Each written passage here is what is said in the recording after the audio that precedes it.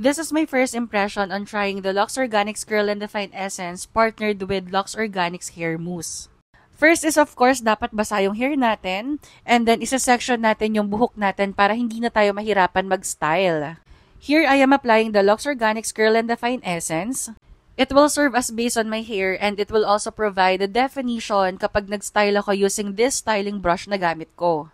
Yes, I am using a defining brush para mas madaling mag-style ng hair. When I am using this styling brush, mas defined and mas mabilis akong mag-style ng aking buhok. And yes, per section talaga ang pag-style natin sa hair natin. When brushing our hair, we need to brush it away from our face. This technique is very important para hindi maging flat yung roots ng hair natin. Having curly hair is very tiring, kaya there are times talaga na parang nakakatamad mag-style ng buhok.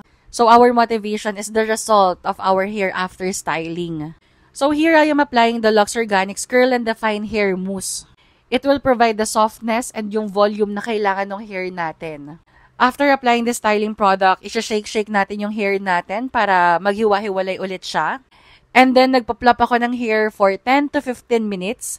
Magpapatuyo ako ng hair using the hair blower with diffuser and this is the final result.